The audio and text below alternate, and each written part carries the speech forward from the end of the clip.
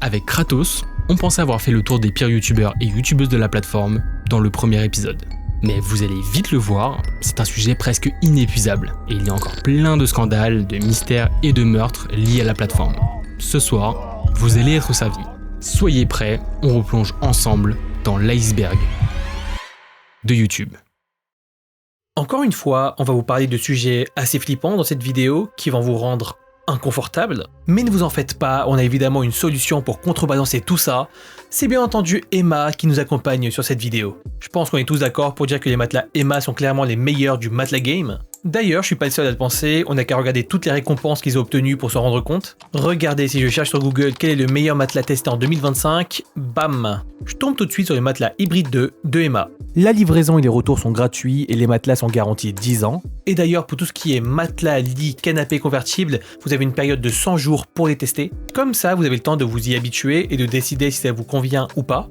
Et si jamais vous avez une question, une remarque ou quoi que ce soit d'autre, vous pouvez directement leur envoyer un mail ou même les contacter en message privé sur Insta. Ouais, vraiment, ils sont hyper disponibles. Perso, j'ai pas attendu la collab, ça fait déjà 2 ans que j'utilise leurs coussins, et très honnêtement, ce sont les meilleurs que j'ai jamais eus. Alors je parle d'expérience, c'est une valeur sûre. D'ailleurs, Emma s'adapte à tout le monde. Que vous soyez dans la team des gens qui préfèrent les matelas durs, mous ou entre les deux, vous allez forcément trouver votre bonheur.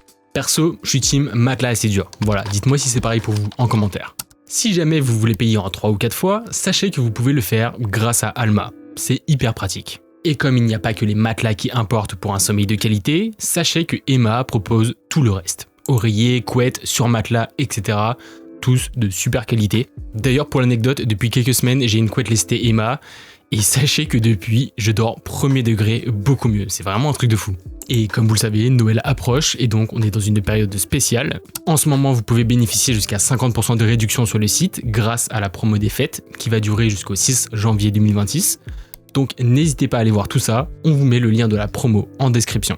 En tout cas, merci à Emma de nous accompagner sur cette vidéo. Et maintenant qu'on a dit tout ça, retournons dans les profondeurs de notre iceberg.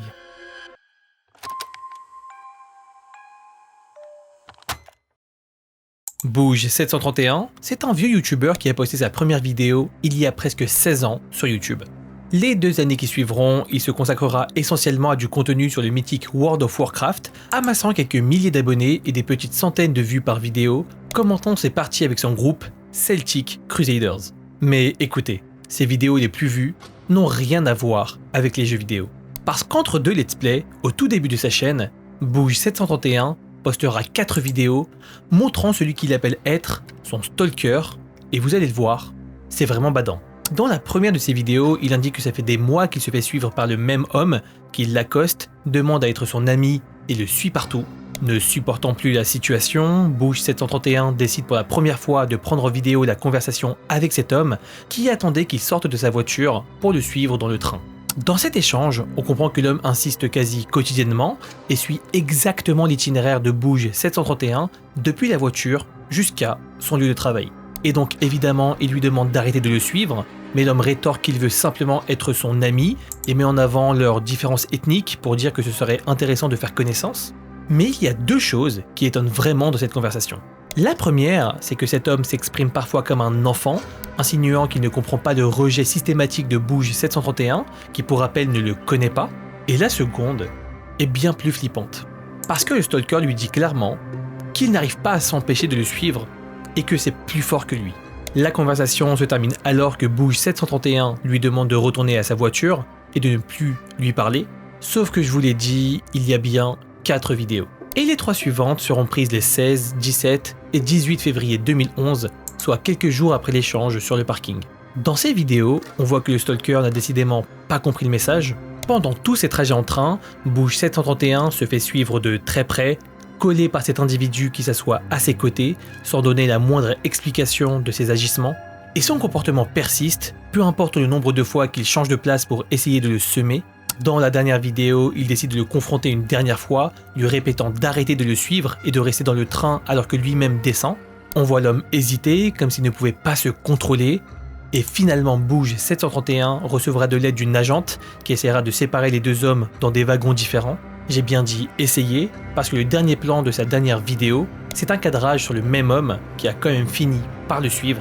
Cette histoire a vraiment intrigué beaucoup de gens, notamment sur Reddit, se demandant ce qui est arrivé à Bouge 731 et à son stalker. Et celui-ci répondra enfin dans la description de ses vidéos, indiquant avoir contacté la police.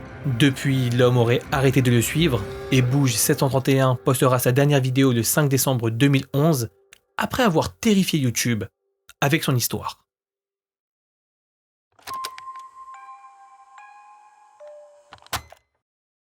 Bon, je vous préviens tout de suite, vous allez entendre des bruits vraiment pas agréables pour cette histoire.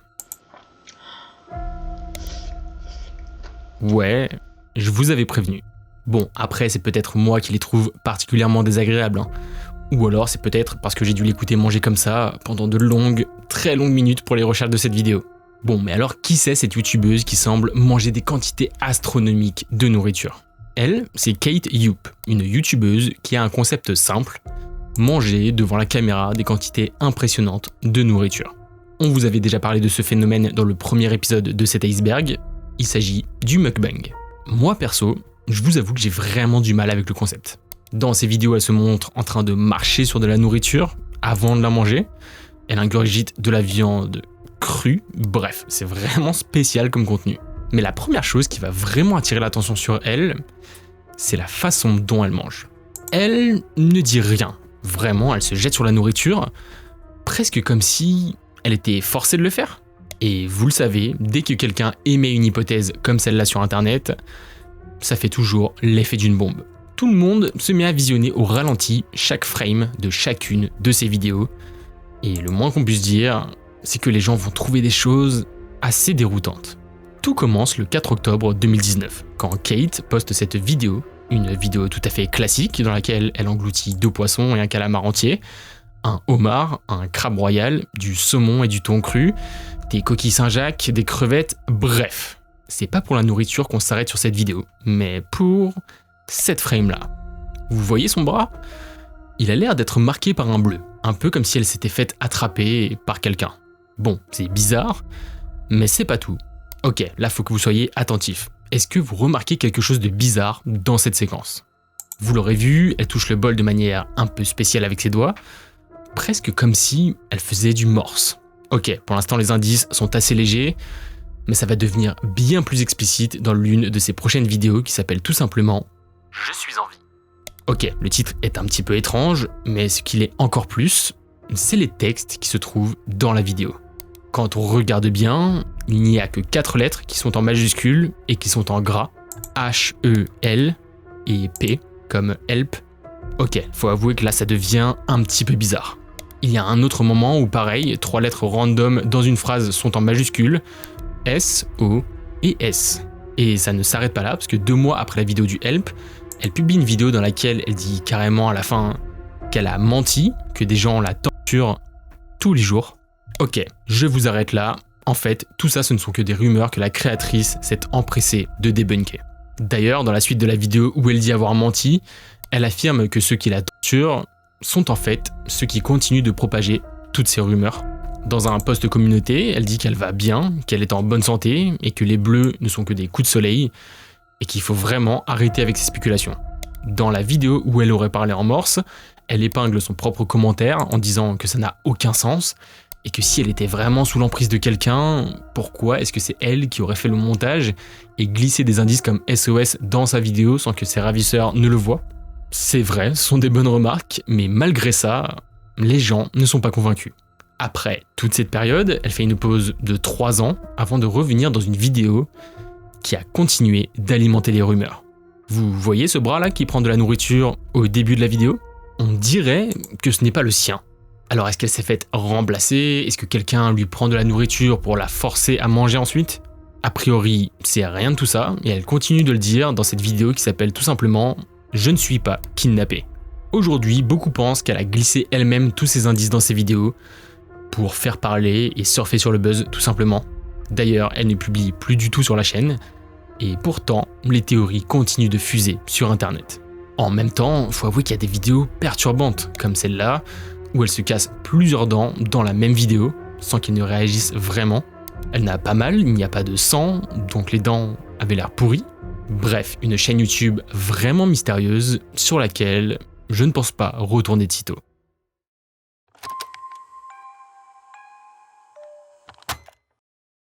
Bon, celle-là, elle est courte et je vous la raconte surtout pour vous montrer une fois de plus qu'il faut faire attention aux promesses trop belles pour être vraies sur internet. Et c'est l'affaire Natamon Kongchak, surnommée Nuchi, une youtubeuse thaïlandaise de 29 ans. Sur les réseaux, elle cumule les casquettes de danseuse, chanteuse, trader, entrepreneuse, mais a surtout réussi à soutirer des dizaines de millions d'euros à ses abonnés. En 2022 sur YouTube, elle affichait plus de 800 000 abonnés, un lifestyle luxueux, des vidéos bien produites et surtout une image de réussite totale. Et c'est comme ça qu'elle a convaincu plus de 6 000 abonnés d'investir dans du trading qu'elle gérait elle-même en promettant des rendements complètement irréalistes. On parle de 35% en un an avec des paiements mensuels garantis. Bref, la belle vie quoi. Sauf que bien évidemment, c'était une énorme arnaque. Tiens donc. Le 25 mai 2022, elle publie un message sur Instagram pour tout expliquer. Nuchi dit simplement qu'elle a fait une erreur de trading et qu'elle a tout perdu, mais que promis, elle remboursera tout le monde. Entre-temps, les plaintes explosent. Je vous l'ai dit, on parle au total de plus de 6000 victimes et d'un préjudice global qui tournerait autour de 2 milliards de bahts, soit entre 55 et 77 millions d'euros. Très vite, un mandat d'arrêt est émis début août, mais Nuchi disparaît comme par magie. Des articles thaïlandais affirment qu'elle a fui en Malaisie, même si rien n'est officiel. Et c'est pendant plus de 2 ans que personne n'aura de nouvelles de Nuchi. Sauf que sa cavale ne durera pas éternellement. Nuchi est finalement retrouvée en Indonésie en 2024 sur une île isolée avec sa secrétaire. À ce moment-là, les deux tentaient d'obtenir des papiers illégaux, sauf que là c'est le plot twist, vous n'êtes pas prêts. Alors, à votre avis, comment elle s'est faite cramer ? Bah tout simplement, Nuchi n'a pas su chanter l'hymne national indonésien, ce qui aurait alerté les autorités. Me demandez pas plus, j'ai pas plus de détails. Résultat, arrestation immédiate et expulsion vers la Thaïlande pour faire face à la justice. Et comme toujours dans ce genre d'affaires, au-delà du choc, toutes les victimes retiendront la même leçon. Peu importe la popularité, peu importe l'image ou le lifestyle affiché, quand c'est trop beau pour être vrai, c'est que ça l'est.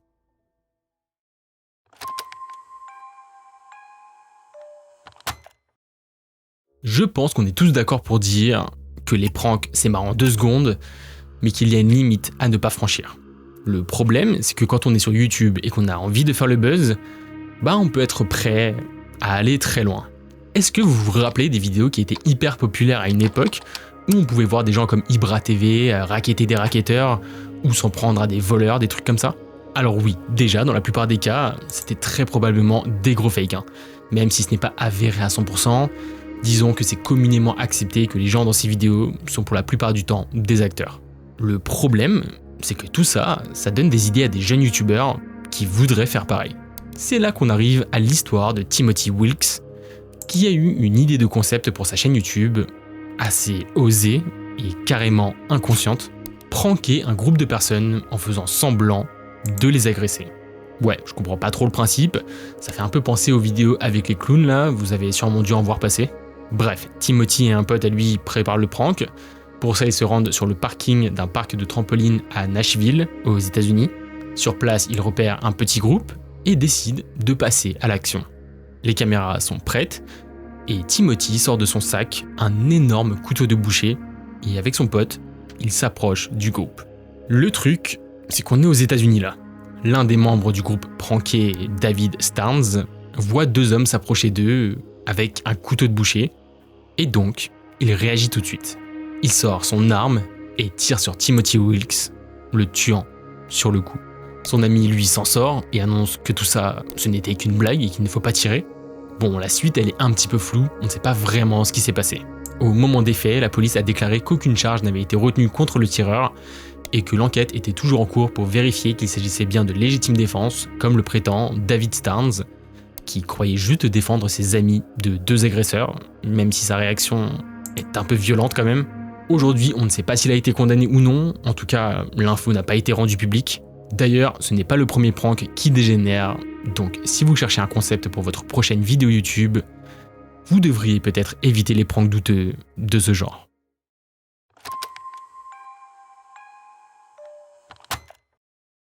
Apetor, c'est le genre de youtubeur tellement original et particulier que j'aurais du mal à vous décrire son contenu, mais je vais essayer. Thor a lancé sa chaîne au tout début de YouTube, en 2006, peu après avoir décidé de s'isoler de sa femme et de son fils pour aller vivre dans une cabane en Norvège, son pays, parce que ce qu'il aime vraiment dans la vie, c'est la nature, l'escalade et le plein air. mais surtout les baignades dans les eaux glacées du Nord. Thor couple ses passions avec sa personnalité très extravagante et ça donne des vidéos un peu déjantées où Apethor apparaît naturel à la caméra, publiant tout ce qui lui passe par la tête. Et au début, il n'est pas très populaire et reste dans sa niche, mais c'est en 2011 que sa chaîne explose après avoir acquis plus d'1 million de vues en une semaine. Dans cette vidéo, il se met en scène en train de patiner sur un lac gelé, plonge dans l'eau et, on va le dire, il fait des trucs chelous tout en buvant de l'alcool. Et ce détail de l'alcool n'est pas anodin, parce que par la suite, la plupart de ses vidéos tourneront autour de ces mêmes thématiques, plongé dans de l'eau glacée, la plupart du temps seul et sans surveillance, après avoir bu de l'alcool pur. À travers les années, il se met donc à poster de nombreuses vidéos dans ce thème, accumulant des centaines de milliers d'abonnés jusqu'à atteindre finalement le million. Mais bien entendu, son concept est très souvent critiqué par les spectateurs ou des chaînes comme Discovery Channel, affirmant que le mélange d'alcool avec un froid soudain et extrême pourrait mener à la mort. Mais Apethor se défend, affirmant qu'il se modère et qu'il sait ce qu'il fait. Dans l'une de ses vidéos, il dira tout de même qu'il pourrait bien en mourir s'il ne faisait pas assez attention. Le 22 novembre 2021, Apethor poste une vidéo célébrant son 57e anniversaire, toujours à sa manière. Sauf que cette vidéo sera la dernière de sa chaîne. Parce que 4 jours plus tard, Apethor se rend au lac de Jakobsdam pour tourner une vidéo. L'homme installe sa caméra, scie un trou dans la glace, boit de l'alcool et saute dans le lac glacé comme il avait tant l'habitude de faire.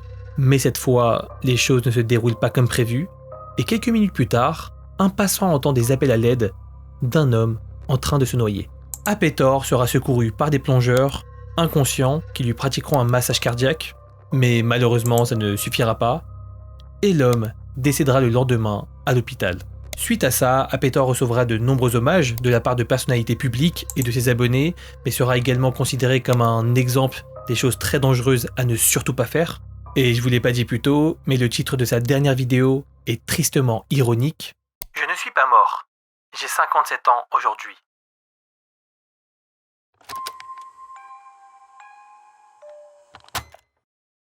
Ok, cette fois dirigeons-nous en Asie et plus particulièrement à Singapour. C'est là-bas que Amosi décide de créer sa chaîne. Il commence très jeune, à ce moment-là il n'a que 14 ans, et il se lance en faisant une critique du film The Dark Knight Rises. Bon, jusque-là, rien de trop étonnant, c'est pas le seul à en avoir fait une. Et même s'il semble se dessiner un fil rouge sur sa chaîne, parce qu'il parle souvent de cinéma, on sent que le jeune garçon se disperse et commence à traiter d'autres sujets. Il parle du pays dans lequel il vit, parle de sujets sociétaux, bref, de plein de choses différentes. Et mine de rien, il commence à se faire une petite communauté en ligne. Et avant qu'il ne commence à dire des choses vraiment polémiques et qui vont conduire à son cancel, il faut savoir que Amosi a fait de la prison. Alors ouais, la transition est brutale. Et vous vous demandez sûrement ce que cet ado de 16 ans a bien pu faire pour que ça arrive. Et bah écoutez, il a tout simplement sorti cette vidéo. Une vidéo dans laquelle il passe 8 minutes à détruire tout simplement Lee Kuan Yew, ancien premier ministre de Singapour, qui à ce moment-là vient de décéder. Dans sa vidéo, il dit que c'est une horrible personne, fait des comparaisons religieuses douteuses, bref, il y va assez fort. Et ça ne va pas du tout plaire au gouvernement qui décide tout simplement de l'arrêter. Ses parents sont forcés de payer une caution de 20 000 $ singapouriens pour le faire sortir. Ok, ça c'est juste une anecdote en vérité. Nous, ce qui nous intéresse vraiment, c'est plutôt les propos qu'il va tenir après ça. La première chose qui commence à attirer de la haine envers lui, ce sont ses opinions religieuses. La deuxième chose, c'est une opinion qu'il a, et attention, tenez-vous bien à votre chaise, sur la pédophilie. Ouais, tout simplement. Et encore une fois, un titre de vidéo est plus explicite que 1000 mots. Ouais, voilà l'une des vidéos qu'il a sorties dans le plus grand des calmes. Dedans, le garçon défend la pédophilie en affirmant haut et fort que tant qu'il y a du consentement, c'est ok. Il se plaint que l'âge du consentement sexuel à Singapour soit de 16 ans et pense qu'il ne devrait pas y avoir d'âge en fait, tant que le consentement est là. Donc oui, vous avez bien compris, quel que soit l'âge des deux parties concernées et l'écart qu'il peut y avoir. Ces propos sont scandaleux, clairement, et vous savez quoi, on ne va même pas rentrer dans son jeu alors qu'on pourrait démonter très vite et très facilement ses arguments. Bref, tout le monde s'indigne, clairement. Son compte Twitter se fait ban, il se fait interdire de plusieurs événements, sa vidéo aussi se fait supprimer par YouTube directement. Et sa réaction à tout ça, c'est juste de publier ce message sur Facebook. Ouais, toujours aussi scandaleux. Mais tout ça, ça ne l'empêche pas de sortir une deuxième vidéo dans laquelle il continue de parler de ça et de défendre son opinion. Et il en joue même parce qu'il commence à sortir une série de vidéos dans laquelle il surfe sur ce bad buzz, il organise des débats avec d'autres youtubeurs sur le sujet. Bref, après tout ça, il sera finalement condamné puis relâché, et ça de nombreuses fois pour propos offensants, etc. etc. Faut aussi noter qu'il s'est enfui en 2016 et qu'il a obtenu l'asile politique. Mais tout ça, ça ne l'a pas empêché de se faire arrêter aux États-Unis pour détention de contenu pédographique. Bref, une chose est sûre, Amos Yee, c'est pas un youtubeur comme les autres.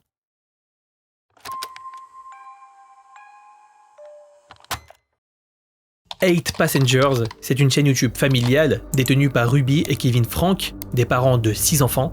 Et de base, leur chaîne créée en 2015 est censée montrer la vie d'une famille normale, leur quotidien très transparent et sans trop d'intimité. Bref, des youtubeurs comme il en existe plein, avec toutes les controverses liées au fait d'exposer des jeunes. Pourtant, à l'écran, tout semblait calme.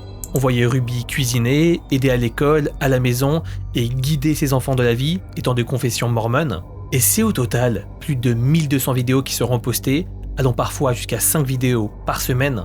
Mais derrière ces vidéos très regardées, avec plus de 2,5 millions d'abonnés, se cachait une sombre réalité que de plus en plus de spectateurs commençaient à déceler. En fait, Ruby, donc la mère, avait une approche éducative extrêmement stricte, parfois vraiment terrifiante. Les enfants étaient punis pour des gestes du quotidien et banals. Ruby les faisait parfois dormir dans la baignoire après qu'ils aient fait pipi au lit, ou alors être privés d'un repas pour un rien, ou encore dormir sur un pouf pendant plus de 7 mois, juste pour un prank. Ouais, vous le sentez venir, ça sent la personne devenue complètement tarée à cause des stats, et prête à tout pour faire des vues. Et d'ailleurs, personne n'était épargné, parce que même leurs enfants très jeunes, à peine âgés de 6 ans, pouvaient être forcés de rester affamés pour apprendre à se responsabiliser. Et des exemples comme ça, je pourrais vous en donner pendant des heures. Bref, si on les voyait souvent sourire, et ben derrière, toutes ces méthodes discutables étaient filmées, publiées sur YouTube et critiquées par de plus en plus de monde. Et au final, la chaîne a commencé à perdre de plus en plus de popularité en 2021, à réduire le nombre de vidéos postées, et la dernière sera mise en ligne en 2022. À ce moment-là, Kevin et Ruby sont séparés, et cette dernière démarre une nouvelle chaîne de coaching mental avec Jodie, une nouvelle partenaire professionnelle, parce que tout va aller beaucoup plus loin le 30 août 2023. Ce soir-là, l'un de leurs enfants de 12 ans réussit à s'échapper de la maison par une fenêtre, sauf que là on ne parle pas d'une fugue ou d'échapper à une simple éducation trop stricte ou autre. L'enfant est couvert de blessures ouvertes, de scotch et de traces de malnutrition, et en fait, il a été attaché pendant des heures avec de la corde, avec des traces marquées sur ses poignets. S'étant enfin libéré, il se dirige donc vers son voisin âgé pour supplier de l'aide, et ce dernier appelle directement la police pour mettre fin à ses agissements. Et le même soir, Ruby et Jodie sont enfin arrêtés pour maltraitance aggravée sur 4 de ses enfants et prendront chacune au final 4 à 60 ans de prison pour leurs actes. Et c'est le monde entier qui apprendra ce que beaucoup d'internautes redoutaient déjà, des pratiques extrêmes qui avaient duré pendant des années, malgré les avertissements répétés et les signalements.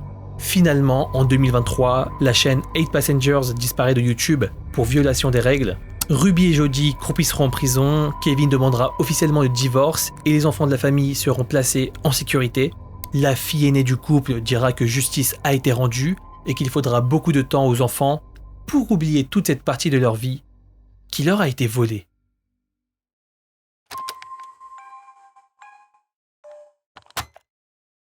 Le 20 janvier 2016, c'est un énorme scandale qui secoue la ville de Fresno, en Californie, lorsque John Lang, 51 ans, est retrouvé mort chez lui.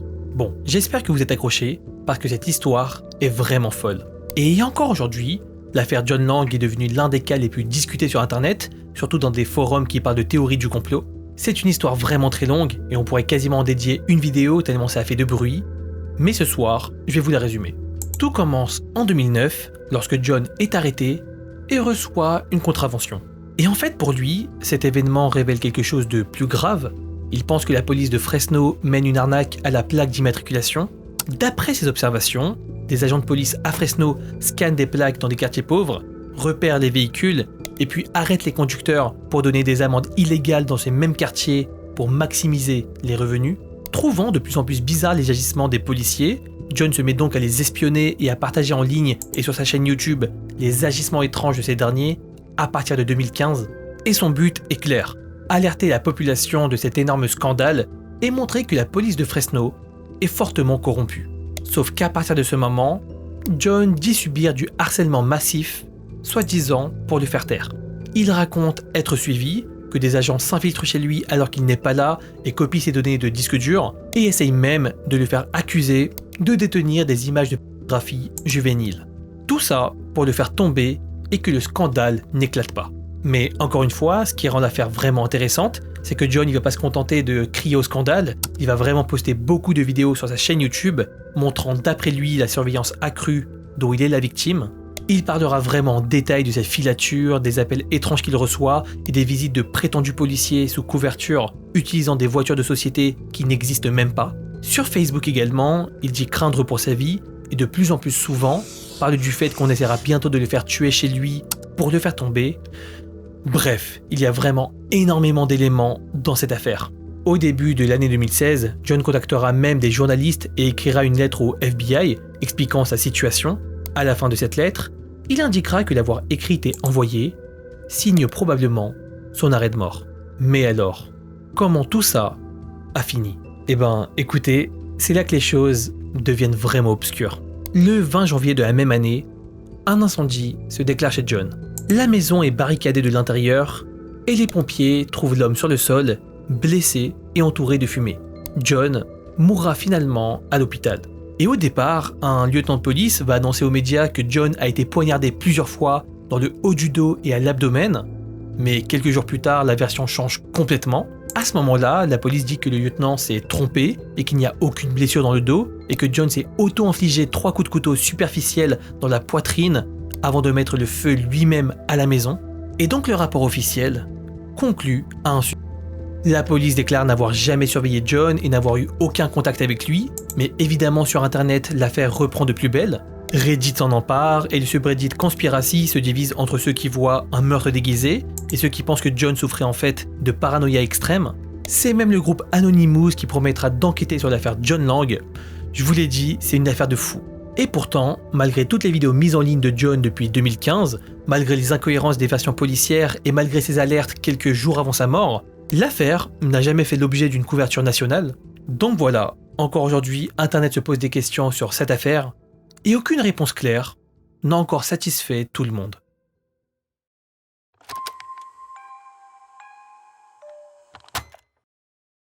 Dolly Flèche, c'est un pseudo que vous allez très vite vouloir oublier. La raison, c'est qu'il a publié une vidéo sur YouTube qui lui a coûté 18 mois de prison. Ouais, rien que ça. Bon, mais alors comment est-ce qu'on en est arrivé là ? Tout commence en mai 2016 quand Leighton Labute crée sa chaîne YouTube. Sans transition, on peut voir qu'il publie du contenu très particulier. L'essentiel de son contenu, c'est des vidéos en stop motion. Vous savez, c'est la technique d'animation qui consiste à créer l'illusion d'un mouvement en photographiant des objets image par image et en les déplaçant légèrement entre chaque prise. Lui, il utilise de la pâte à modeler pour mettre en scène des situations gore dans lesquelles on peut très souvent voir des meurtres ou encore des tueurs en série faire des choses toujours plus sombres. Ouais, c'est déjà perturbant, clairement, mais vraiment, c'est rien par rapport à ce qu'il s'apprête à faire. Il y a un petit truc qui est assez frustrant dans tout ça, c'est qu'en vrai, c'est plutôt bien fait. Et en vrai, pour l'instant, il ne fait de mal à personne, si ce n'est qu'il perturbe un petit peu les gens. D'ailleurs, il le dira lui-même plus tard, l'un de ses délires, c'est de ruiner la journée des gens en publiant ses vidéos de manière complètement random sur des forums Reddit qui n'ont rien à voir. C'est clairement discutable, mais le problème, c'est qu'il ne s'arrête pas là. Bref, son contenu évolue. Il ne se contente plus d'animer de la pâte à modeler, il se met en scène dans ses vidéos aussi. Il y en a par exemple une, assez connue, qu'il a publiée sur sa chaîne, dans laquelle il mange des spaghettis dans le corps de l'une de ses créations en pâte à modeler pour simuler une scène de cannibalisme, vous l'aurez compris. Il se met aussi à publier des vidéos face-cam dans lesquelles il parle de sujets dérangeants. Il parle de sa virginité, de son désir de la perdre en ayant une relation avec une poupée, parce que ça lui fait penser à une femme morte. Bref, on sent clairement qu'il commence à partir en vrille. Mais tout bascule le jour où il publie un tweet dans lequel il dit qu'il va bientôt adopter des hamsters parce qu'il a besoin de compagnie. Ok, venant de n'importe qui d'autre que lui, ça pourrait presque être mignon, mais là non, ça ne l'est pas. Une semaine plus tard, il sort une vidéo qui s'appelle « Un homme, 3 hamsters ». Son contenu, on vous prévient, est absolument choquant. Ne vous inquiétez pas, on ne va rien montrer parce que c'est juste inhumain ce qu'il fait. On le voit torturer chaque hamster, un par un, avant de les tuer, tous de manière différente. Très vite, la vidéo se fait supprimer par YouTube, logique. Mais l'homme veut continuer de la diffuser, et donc il se met à la partager sur Reddit, un petit peu partout sur des forums au hasard, comme sur le subreddit Young People YouTube par exemple. Heureusement, c'est là que la communauté internet indignée décide de le balancer aux autorités. Encore heureux, il sera finalement condamné pour cruauté envers animaux à 18 mois de prison avec sursis et à une période de surveillance de 4 à 5 ans. Il est bien sûr interdit d'adopter des animaux de compagnie ou encore d'utiliser les réseaux sociaux. Et ouais, clairement, c'est la moindre des choses pour ce monstre qui s'est baladé pendant longtemps, tranquillement, sur YouTube.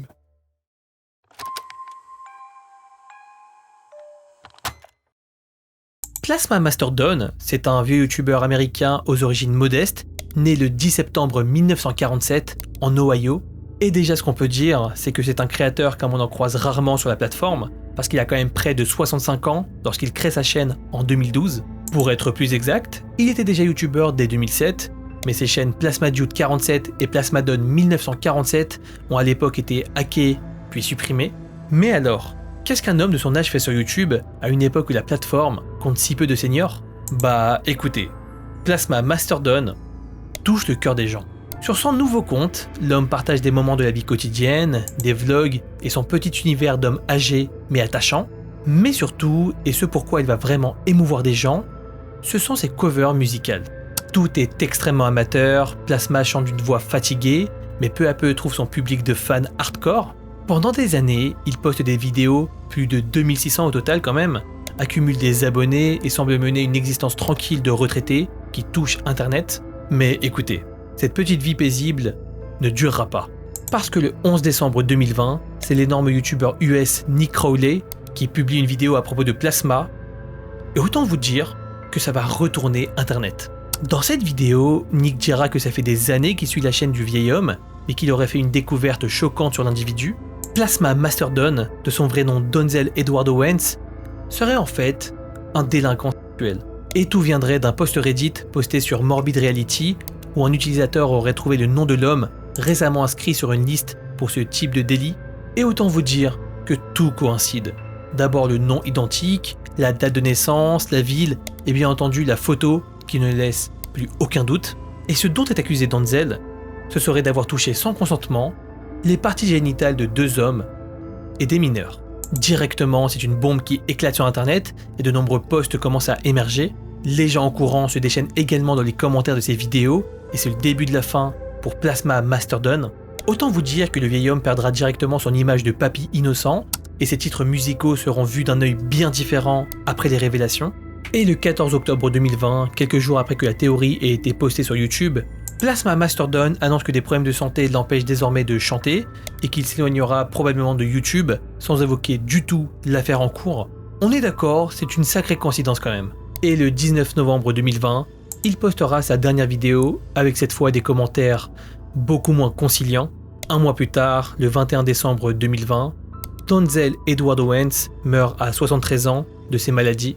Il perdra évidemment beaucoup d'abonnés et certains internautes seront sincèrement choqués par toute cette histoire parce qu'ils auront encouragé pendant des années un simple vieil homme sans savoir que derrière, il y avait un horrible prédateur.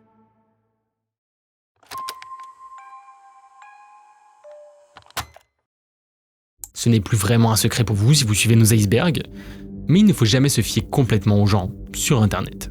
Et c'est exactement le cas pour Gregory Daniel Jackson, aka Onision, qui à l'époque a vraiment fait partie des gros créateurs de YouTube.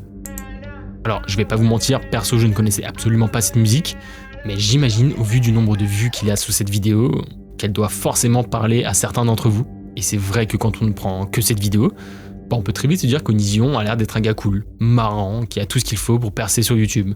Et pourtant ce créateur cache une facette de sa personnalité qui ne va pas tarder à éclater au grand jour. Onision crée sa chaîne en 2006. Et la première chose qu'on remarque, c'est qu'il fait des chansons humoristiques. Il se déguise, crée des personnages toujours plus farfelus, bref, il fait le pitre quoi. Mais la vidéo qui le fait vraiment percer, c'est celle que je vous ai montrée au début de l'histoire, Banana Song. Vraiment, à partir de là, son compte explose et il devient un créateur influent sur la plateforme. Mais tout ça, tout ce succès, toute cette fame, ce n'est que la face immergée de l'iceberg. Tenez, on n'a qu'à regarder la description que donne le site Urban Dictionary aux youtubeurs. On y retrouve des termes comme youtubeur, chanteur et père lamentable, gourou de secte, sociopathe, menteur, et encore plein d'autres noms d'oiseaux qu'on n'a pas envie de dire à haute voix. On peut aussi y voir un surnom qui va l'accompagner pendant pas mal de temps, Oignon. Et si le youtubeur prend aussi cher, c'est parce que derrière ce clown et ce sourire, se cache un homme aux 1000 scandales. Je vous jure, il y en a tellement que je ne vais pas pouvoir tous les citer là. La vidéo durerait 2 heures sinon. Bon, vous savez quoi, on va commencer par sa première relation publique, celle qu'il a eue avec Kai Anderson, qui a à ce moment-là 10 ans de moins que lui. Au début, rien à signaler, mais tout commence réellement quand une certaine Sarah publie un message sur Twitter en accusant le couple d'avoir abusé d'elle alors qu'elle était encore mineure, de lui avoir envoyé des photos non sollicitées, de l'avoir incité à avoir des relations avec eux aussi. Elle va publier pas mal de tweets et révéler des choses vraiment affreuses. Et ce témoignage va en libérer d'autres, tous accusant le youtubeur de les avoir agressés. C'est à un tel point que le journaliste Chris Hansen démarre une chaîne YouTube dédiée au témoignage des victimes du créateur de contenu. En plus de tout ça, et vu que le mouvement #MeToo prend de l'ampleur, les langues se délient. Et ça, ce n'est qu'une partie de tous ces scandales. Après ça, il décide de publier sur internet le numéro de téléphone de l'une de ses victimes, ce qui lui vaudra une suppression de son Patreon pour atteinte à la vie privée d'autrui, tout simplement. Il va aussi avoir plein de problèmes avec ses ex, pour commencer Adrienne Jurgensen. Dans une vidéo, il dit qu'étant donné qu'elle avait eu 20 partenaires sexuels avant lui, c'était une et donc qu'elle ne pouvait plus être bien sûr, avec ce propos scandaleux, les gens le détruisent sur internet, à raison. Dans une autre vidéo, on entendrait dire à une autre de ses ex, Shiloh Hoggenson, « Tu sais que cette vidéo ne sera jamais publiée? Tu sais que personne ne saura que j'ai abusé de toi ?» Avant de lui lancer des bonbons à la figure. Il y a aussi une autre vidéo devenue virale dans laquelle il la filme alors qu'elle est en pleurs, en pleine crise de panique, et qu'elle annonce qu'elle va le détruire en révélant au monde qu'il a abusé d'elle. Il faut savoir que de nombreuses plaintes ont été déposées, mais que pour l'instant, aucune condamnation n'a été prononcée. Bref, on pourrait passer la journée à parler de lui, mais bon, passons plutôt à la prochaine histoire, et pour ça, descendons dans cet iceberg.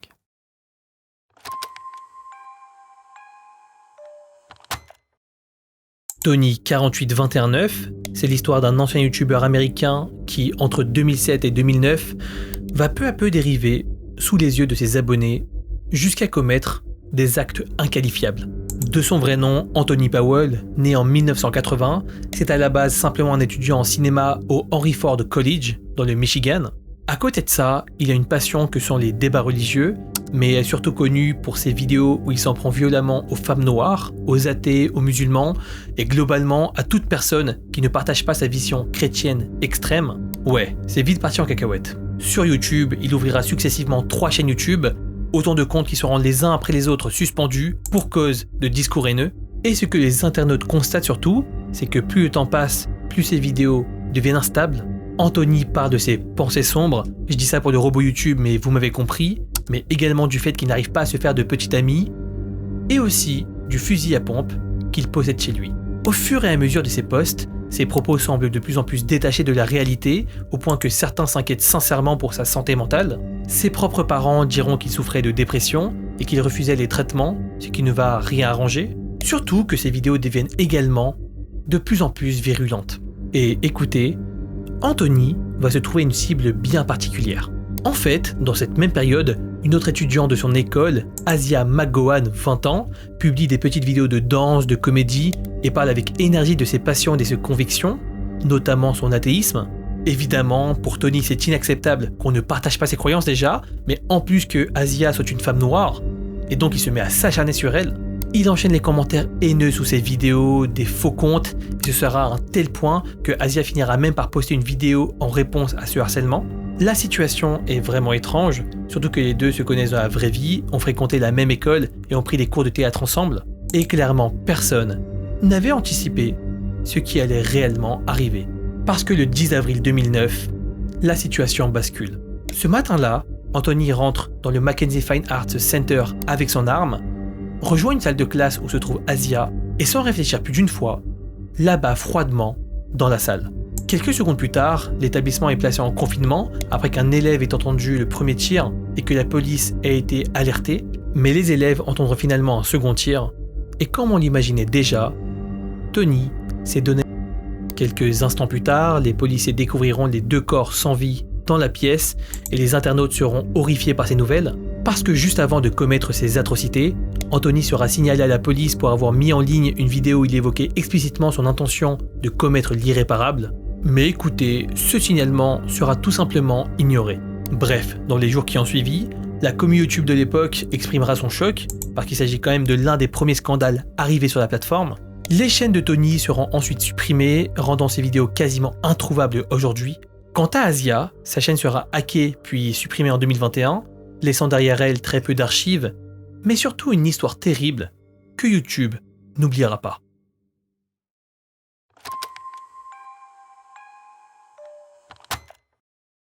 Il y a une époque sur YouTube où l'algorithme pouvait vous proposer des vidéos de Adam Britton. A priori, rien de très spécial, si vous êtes fan de documentaires animaliers, ça aurait pu vous plaire en vrai. Dans ces vidéos, on peut le voir parler d'un animal en particulier, le crocodile. Et c'est logique après tout parce que, en creusant un petit peu plus, on remarque très vite qu'Adam est en fait zoologiste et qu'il s'est spécialisé, avec sa femme, dans l'étude des crocodiles. Ensemble, ils créent en Australie un cabinet de conseil spécialisé sur cet animal. C'est donc pour ça qu'il crée sa chaîne YouTube, pour partager sa passion et aussi se faire connaître. Et écoutez, ça va marcher. Avec sa femme, il travaille avec la BBC quand ils ont besoin de précision sur les crocodiles. Il travaille avec National Geographic, Discovery Channel aussi. Il apparaît dans un documentaire de 50 minutes en tant qu'expert sur le sujet. Bref, tout roule pour lui. Mais il y a un mais, forcément. Et on vous prévient, il va tout changer de la vision que vous aviez de lui. Vraiment tout. En parallèle de son activité, Adam est très investi dans une cause animalière, celle du bien-être des chiens. On préfère vous prévenir tout de suite, ça c'est la façade qu'il a montrée à tout le monde pendant des années, mais c'est complètement faux. La vérité est tout autre, et elle est beaucoup plus sombre. Pendant des années, Adam recherche des chiens sur le site internet Gumtree Australia. Il prétend vouloir les reloger, s'occuper d'eux, leur offrir une seconde vie. En tout, il fera l'acquisition d'une petite 50aine de chiens. Mais alors comment c'est possible? J'imagine que c'est la question que vous vous posez là. Bah écoutez, en vérité l'homme leur faisait le pire, en secret. Torture, relations sexuelles, meurtres. Adam faisait subir toutes les pires atrocités possibles aux pauvres chiens. En tout, il admettra avoir torturé au moins 42 chiens et en avoir tué 39. C'est juste horrible. Désolé, je le dis souvent et en même temps, j'ai pas d'autres mots quoi. Il affirme aussi avoir filmé tous ses actes de zoophilie et les avoir publiés sur internet, sur des sites douteux. Pour se débarrasser des dépouilles, il a reconnu les avoir donnés à manger à d'autres animaux, dont 8 de ces crocodiles avec lesquels il vivait. Et pour compléter le tout, quand il se fait arrêter, la police retrouve des images à caractère pédographique sur son ordinateur. Il sera finalement condamné à 10 ans de prison pour tout ce qu'il a fait. Bref, vraiment une horrible personne.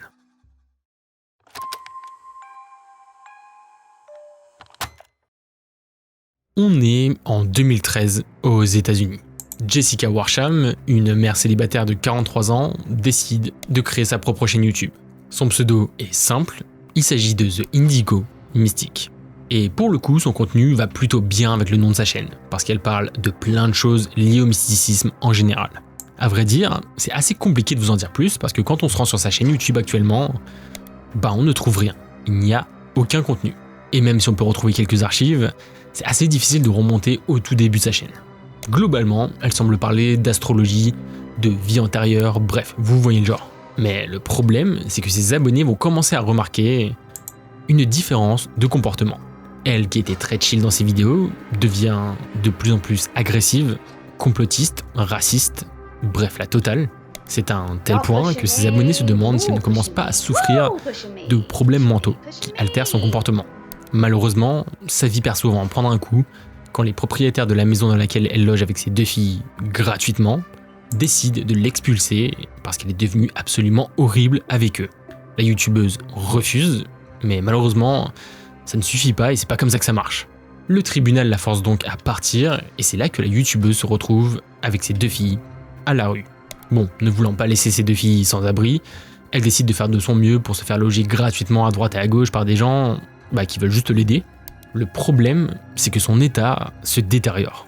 Elle n'est plus stable du tout, se dispute très régulièrement avec les gens qui la logent gratuitement et alterne entre périodes où elle et ses filles vivent dans la rue, trouvent un logement, se font expulser, etc., etc. Son ex-mari Sean apprend ce qui se passe et avertit tout de suite le tribunal. On est le 14 septembre 2021 quand le juge Curry Mingeldorf lui enlève la garde de ses enfants. À partir de maintenant, ils devront donc vivre avec leur père. Le problème, c'est que Jessica ne se laisse pas faire. Elle décide d'ignorer complètement cette condamnation et de fuir tout en continuant de garder ses enfants. Et c'est là qu'il faut comprendre quelque chose de crucial dans cette histoire. En fait, elle a une emprise psychologique énorme sur ses deux filles.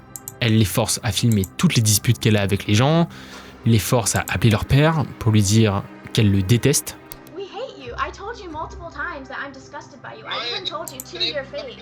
Et d'ailleurs, si vous vous posez la question, oui, à ce moment-là, elle continue de publier sur sa chaîne YouTube. Mais son contenu, maintenant, il est bien différent. Par exemple, elle se filme en train de menacer le juge Curry Mingeldorf qui lui a enlevé la garde de ses enfants. Elle pense aussi qu'il y a un énorme complot international qui vise à s'en prendre à des enfants. Et étant médium, elle dit aussi entendre les pensées des gens. Bref, son état mental est au plus bas. Ah oui, elle achète aussi une arme de poing qu'elle surnomme Betty. Elle se dit prête si jamais les autorités venaient à s'en prendre à elle.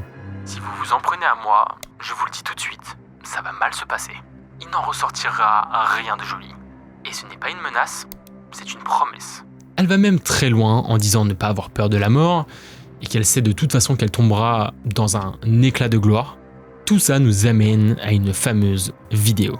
Déjà, on voit que ce n'est pas Jessica qui filme, mais l'une de ses filles. La youtubeuse n'arrive qu'après et on comprend très vite qu'elle veut que ses enfants filment la dispute. Alors, franchement, on ne connaît pas les raisons de la dispute. Tout ce qu'on voit, et c'est la seule chose qui importe au final, c'est que les deux filles ont l'air terrifiées et que leur mère vient de pousser un vieil homme par terre. À la fin de la vidéo, les filles remontent dans leur chambre, en pleurs et encore terrorisées par la dispute. Et au moment où elles ressortent, on entend des coups de feu. Ce qui vient de se passer, c'est qu'à la suite de la dispute, la police a été appelée. Une fois arrivée, Jessica a sorti son arme, Betty, et a tiré sur 2 policiers en blessant un et tuant l'autre.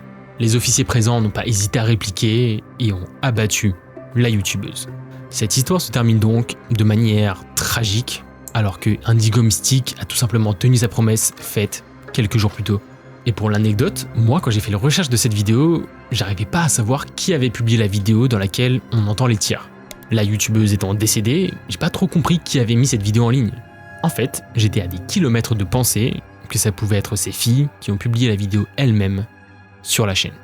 Donc oui, même après sa mort, elle continuait de subir l'emprise de Indigo Mystique.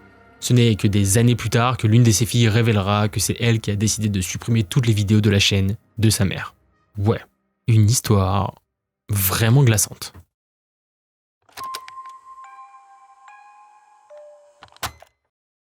Le cas Nassim Najafi Adam, c'est l'histoire très sombre d'une youtubeuse, et ça concerne aussi directement YouTube en tant qu'entreprise. Vous allez voir, c'est assez fou. Nassim, c'est une créatrice américaine d'origine iranienne qui poste sur la plateforme depuis des années. Son contenu est considéré par les internautes comme étant engagé et vraiment déjanté, avec un style assez artistique et particulier, voyez par vous-même. Mais surtout, la femme se considère comme une militante sur YouTube, notamment à propos de la cause végane qu'elle défend corps et âme. En fait, au fur et à mesure des années, Nassim se construira une petite présence en ligne, avec au total 4 chaînes YouTube dans 3 langues différentes. Et sur ces chaînes, elle mélange exercices sportifs, parodies de chansons et militantisme vegan.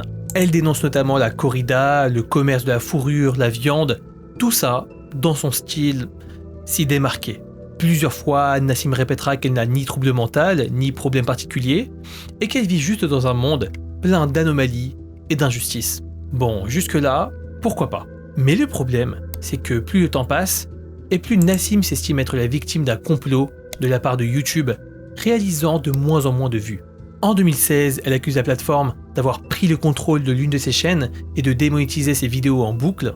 1 an plus tard, rien ne s'arrange et elle affirme que c'est à cause de son activisme vegan qu'elle est en fait une cible pour YouTube.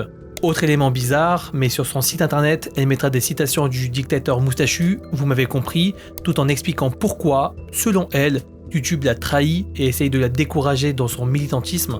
En bref, Nassim Adam est persuadé d'être au centre d'un complot et se met à détester profondément la plateforme. Et tout ce contexte nous amène au 2 avril 2018. Ce jour-là, sa disparition est signalée à la police par sa propre famille. Apparemment, son père dit qu'il faut absolument la retrouver et qu'elle risque de vouloir s'en prendre à YouTube. Et finalement, des agents la retrouvent endormie dans sa voiture en soirée, mais la laissent repartir, persuadée qu'elle ne constitue aucune menace. Sauf que le lendemain, personne ne s'attendait à ce qui allait se passer. Après un passage dans un stand de tir le matin pour s'entraîner, Nassim se rend au campus de YouTube à San Bruno. Vers 12h46, armée d'un pistolet acheté légalement en janvier, elle entre dans le bâtiment et ouvre le feu au hasard. 3 employés sont gravement touchés, une 4e personne se blesse à la cheville en essayant désespérément de fuir Nassim. Les premiers policiers arrivent seulement 2 minutes plus tard, mais c'est déjà trop tard. Dans un coin du campus, le corps de la femme est retrouvé avec une balle tirée dans son propre cœur. On ne retrouvera aucune trace de drogue ou d'alcool, aucune lettre d'adieu, juste les actes que sa famille avait craints, mais que personne n'avait réussi à empêcher. Les chaînes de Nassim seront fermées le soir même pour grave violation aux règles du site, et cette histoire sera un immense scandale dans la sphère de YouTube, parce que les internautes se sont rendus compte que derrière la frustration de cette youtubeuse se cachait une personne capable de commettre l'irréparable.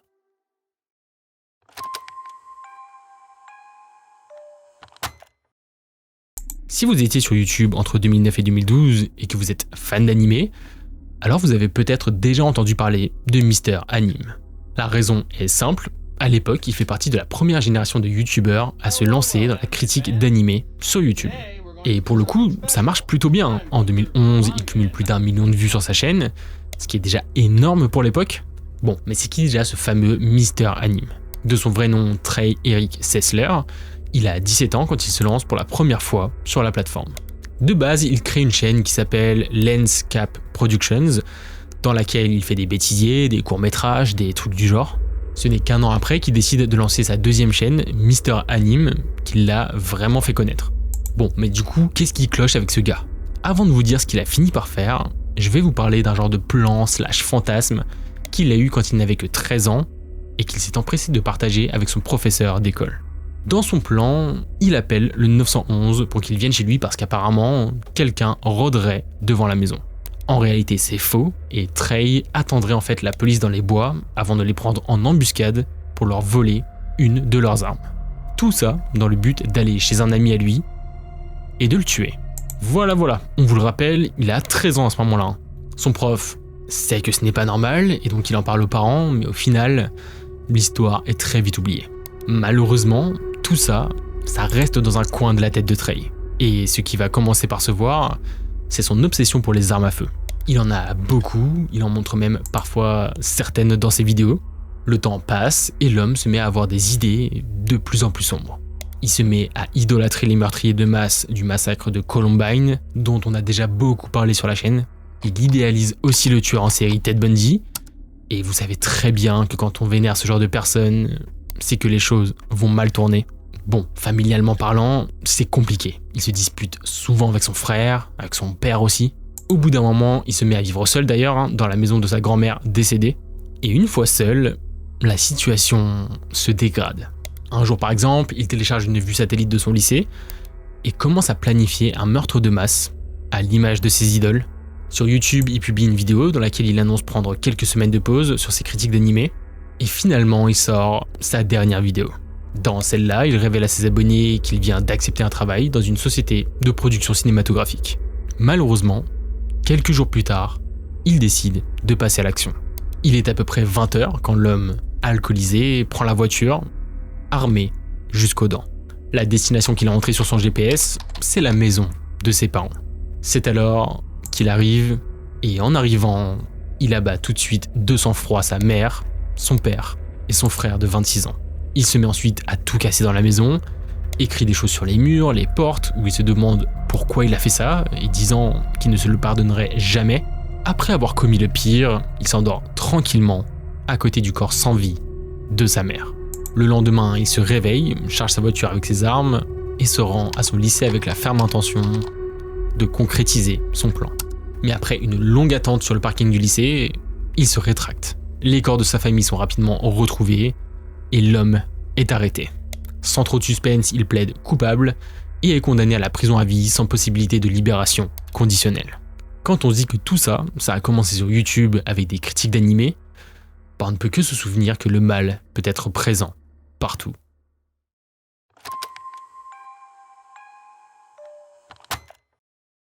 Pourquoi faire ça? Pourquoi faire ça à des jeunes filles? Lisez ce qui suit.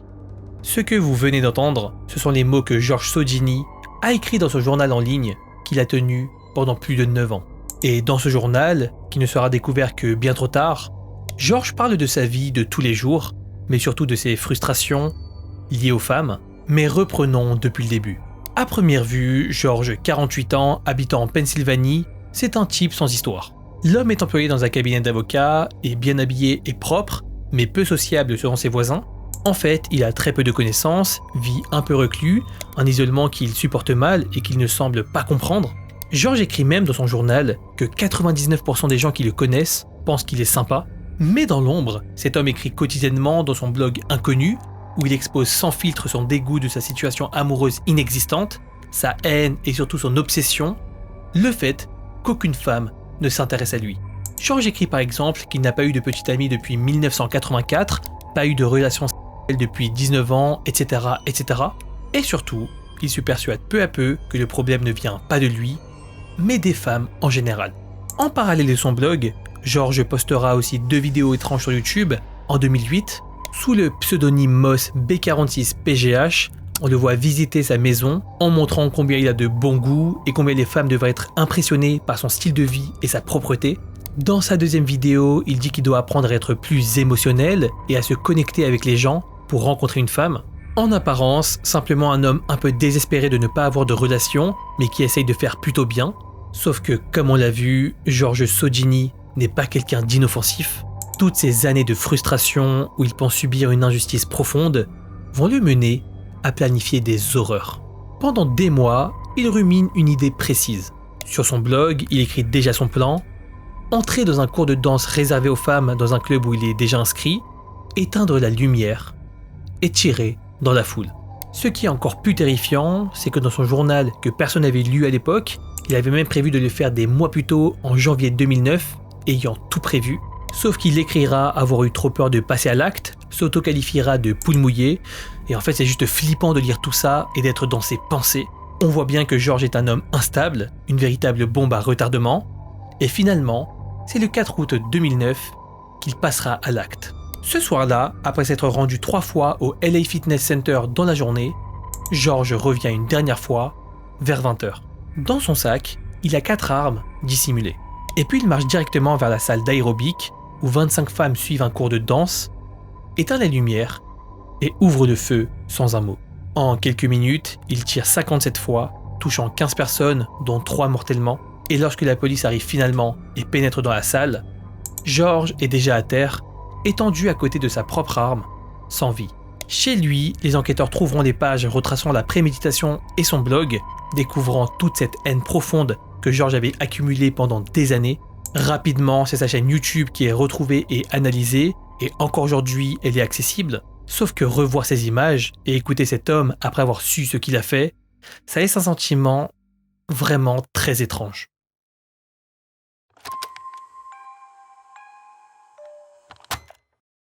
Si je vous dis qu'il y a un lien très fort entre la ville de Bordeaux, en France, le film Hunger Games, les JO à Paris et une tuerie de masse, est-ce que vous me croyez? J'espère que oui quand même, et ne vous inquiétez pas, de toute façon, je vais tout vous expliquer.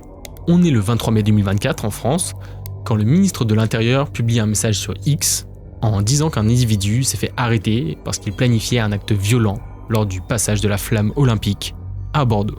Tout ça à cause d'un post Facebook réalisé par un homme dans lequel il aurait écrit un message inquiétant, en plus de faire référence à une personne en particulier, Elliot Rodgers. On voit clairement dans son post qu'il semble le vénérer et partager ses idées, et c'est clair que quand on sait qui était Elliot Rodgers et pourquoi il est tristement connu, on comprend que la police française se soit inquiétée.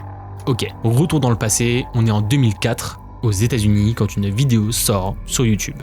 Elle s'appelle tout simplement le châtiment. Et on n'a pas besoin d'écouter très longtemps la vidéo pour comprendre ce qu'il se passe.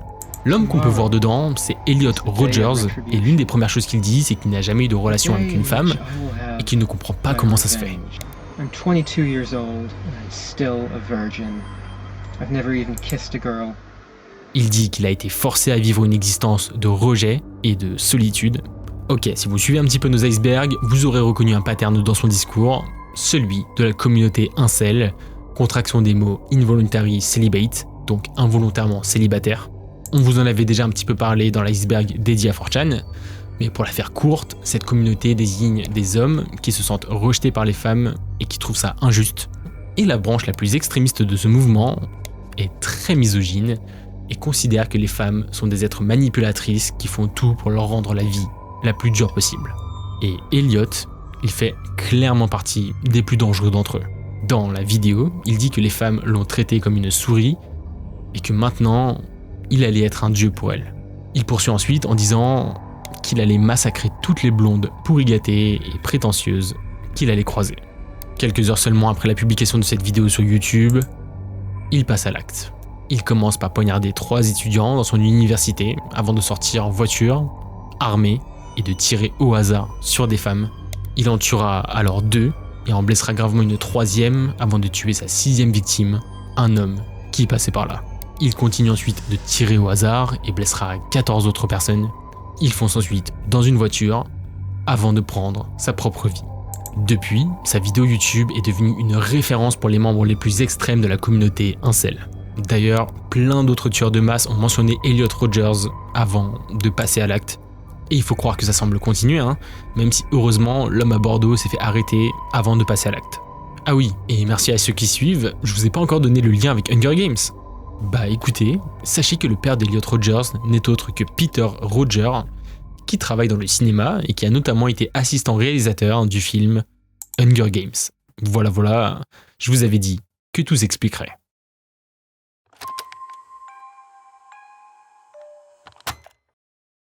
Wumpscut 86, c'est un cas assez méconnu, mais qui a tellement choqué que ça a fait changer les lois de tout un pays. Et ce pseudo-YouTube, c'est celui d'un jeune étudiant finlandais de 22 ans. Et avant de commencer, il faut le dire clairement, tout ce qui viendra avait été explicitement annoncé.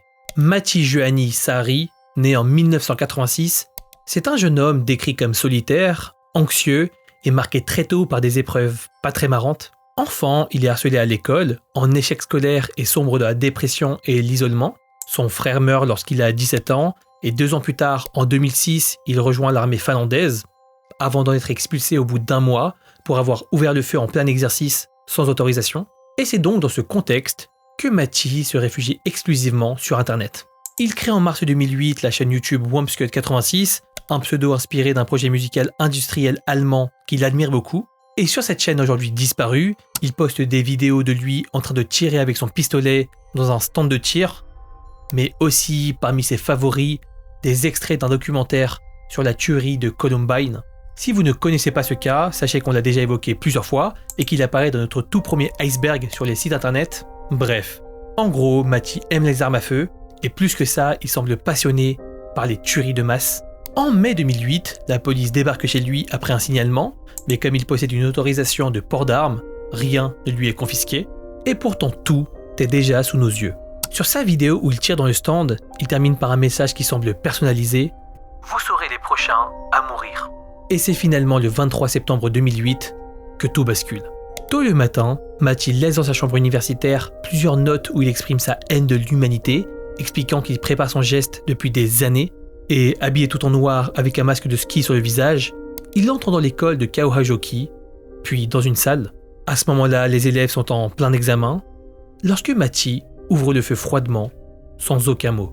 Il prend même le temps de recharger calmement et tire sans s'arrêter et sans émotion. Ensuite, il déversera un liquide inflammable dans la pièce, y mettra feu, et des corps seront malheureusement retrouvés, carbonisés. Au total, il y aura 10 victimes, c'est juste terrible franchement. Et enfin, voyant qu'il est presque à court de munitions, Matti décide de finir par lui-même et mourra à l'hôpital quelques heures plus tard. Évidemment, ce seront non seulement l'ensemble des élèves qui seront traumatisés, mais également le pays entier. Parce qu'un an auparavant, c'est une histoire similaire qui avait eu lieu dans le même pays. Et puis YouTube dans tout ça se retrouva un peu dans la sauce, devant justifier pourquoi les vidéos sur la chaîne de WumpScut86 n'ont pas été supprimées alors qu'il y avait des éléments aussi explicites. Finalement, ce sera le cas et tout le monde se rendra compte que derrière WumpScut86, il n'y avait pas seulement un étudiant passionné d'armes, il y avait aussi un jeune homme instable, fasciné par les fusillades, qui a subtilement annoncé son acte sans que personne ne puisse l'arrêter.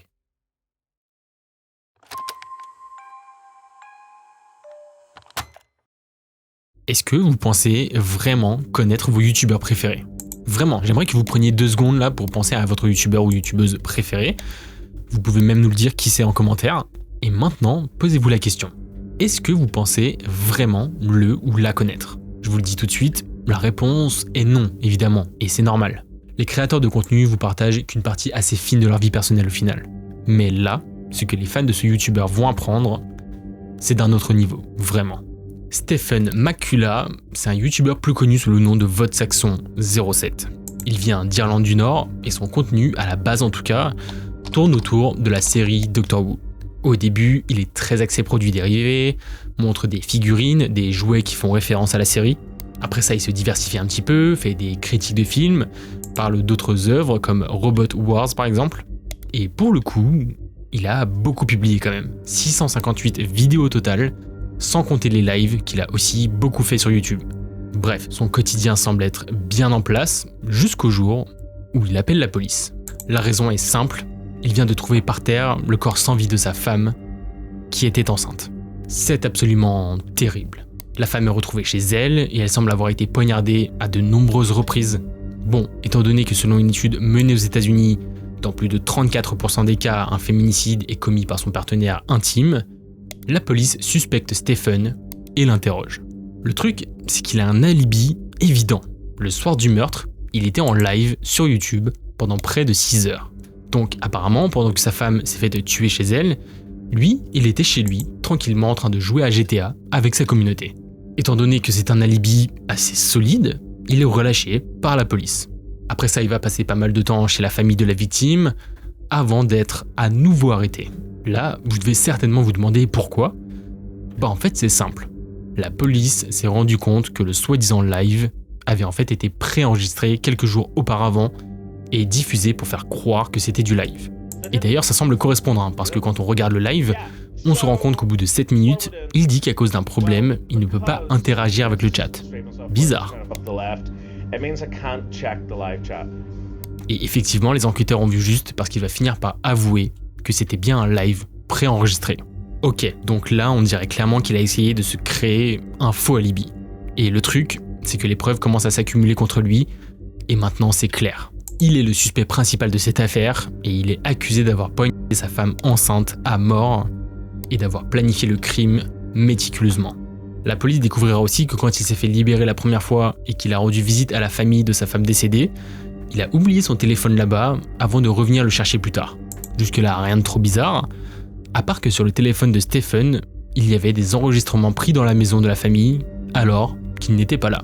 Presque comme si le youtubeur avait intentionnellement oublié son téléphone pour espionner la famille et voir s'il le suspectait de quelque chose ou non. Des caméras de surveillance montreraient qu'il s'est bien rendu chez sa compagne ce soir-là, que son téléphone n'a pas été utilisé entre 18h et 23h16, donc pile poil au moment du meurtre. Bref, pour beaucoup, il est coupable, il n'y a aucun doute, même si le procès n'aura lieu qu'en janvier 2026. Aujourd'hui, il est donc en détention provisoire. Bref, cette histoire, c'est donc celle d'un youtubeur qui s'est en fait révélé être un énorme manipulateur qui a très probablement tué sa femme enceinte avec un couteau. Ouais, comme quoi, il ne faut pas se fier aux apparences. Bon, la commu, c'est bon, on est de retour avec une lumière et un éclairage un peu plus normaux après avoir écouté 20 histoires complètement horribles. Franchement, on sait pas ce que vous en avez pensé, mais on trouve que cet épisode n'a rien à envier au premier sur les youtubeurs qui étaient sortis il y a quelques mois. En fait, avec Joe, et je pense qu'il est d'accord, actuellement derrière la caméra, c'est complètement fou de savoir qu'il y a autant de choses qui se sont passées sur YouTube. Et ce qui est le plus dérangeant, c'est de se dire que actuellement, au moment où on parle, il y a certainement des cas qui seront racontés dans des années. Bref, en tout cas, on espère que vous avez appris des choses, que cet épisode vous aura plu et pas trop déprimé. Et on vous rappelle encore une fois dans la description d'aller checker sur le site Emma. Vous y retrouverez plein de matériel pour mieux dormir, beaucoup mieux qu'après cette vidéo.